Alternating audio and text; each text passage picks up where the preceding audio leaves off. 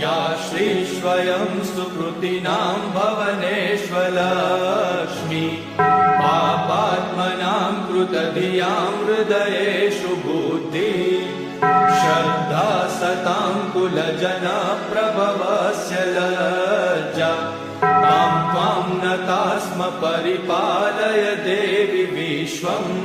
किं वर्णयाम तव रूपमचिन्त्यमेतत् या श्रीस्वयं सुकृतिनां भवनेष्वलक्ष्मी पापात्मनां कृतधियां हृदयेषु बुद्धि श्रद्धा सतां कुलजनप्रभवस्य लज्जा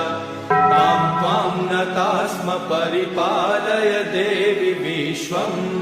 किं वर्णयाम तव रूपमचिन्त्यमेतत्।